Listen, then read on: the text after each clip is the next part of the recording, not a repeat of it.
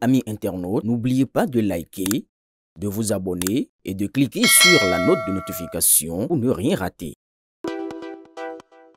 Communiqué. Il est constaté depuis un certain temps la réoccupation anarchique des espaces publics précédemment libérés, annihilant ainsi les efforts consentis pour rétablir l'ordre public dans ce sens. De même, s'observe la circulation anarchique des véhicules à bras sur les axes asphaltés et leurs trottoirs, non seulement en perturbant la libre circulation des piétons, mais aussi en exposant des produits prohibés, devenant ainsi une source d'insécurité. Par ailleurs, dans les grandes villes du pays, il s'observe aussi l'exposition anarchique des pneus usagés le long des artères. Cela constitue une source non négligeable de pollution à laquelle viennent s'ajouter la divagation des animaux domestiques, la prolifération de la vente à la sauvette, ainsi que l'émergence des urinoirs improvisés à ciel ouvert dans les espaces publics. Tous ces constats portent atteinte à l'ordre public dans ses différentes composantes, à savoir la sécurité publique, la tranquillité publique, la salubrité publique et environnementale. Devant ces constats, le ministre de l'Intérieur et de la Sécurité publique a instruit la police républicaine à agir de façon coordonnée avec les différents acteurs pour préserver l'ordre public. À cet effet, il est procédé au retrait systématique des véhicules à bras, pneus, à la lutte contre la vente à la sauvette et la pollution environnementale.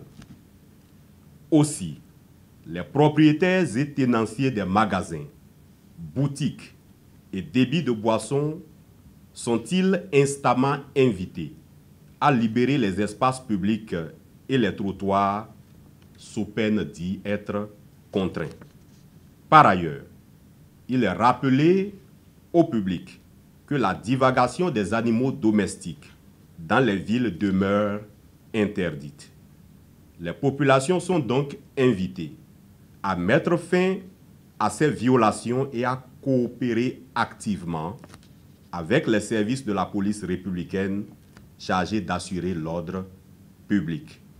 Dans un communiqué daté du 19 août 2025, le ministre de l'Intérieur et de la Sécurité publique a évoqué la réoccupation anarchique des espaces publics précédemment libérés, la circulation anarchique des véhicules à bras sur les axes asphaltés et leurs trottoirs, l'exposition anarchique des pneus usagés le long des artères, la divagation des animaux domestiques dans les grandes villes, l'émergence des urinoirs improvisés à ciel ouvert dans les espaces publics. Face à ces constats, le ministre de l'Intérieur et de la Sécurité publique a instruit la police républicaine d'agir de façon coordonnée avec les acteurs pour préserver l'ordre public.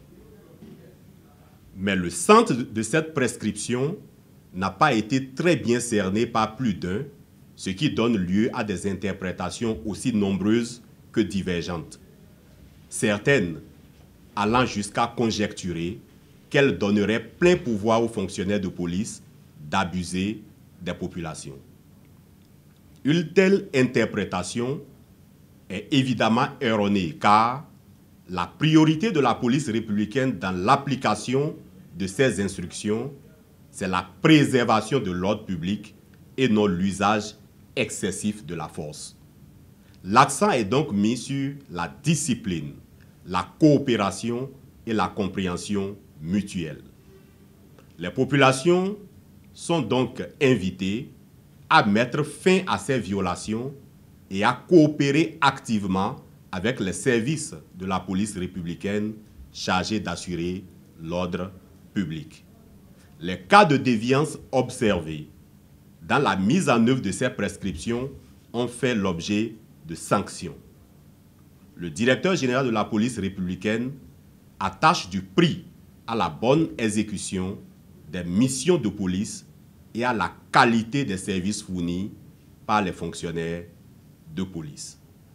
Voilà donc en substance les éléments de clarification que la police républicaine a tenu à mettre à la disposition de tous les citoyens afin que le communiqué du ministre de l'Intérieur de la République relatif à la circulation anarchique des véhicules à bras ne soit pas diversement interprété.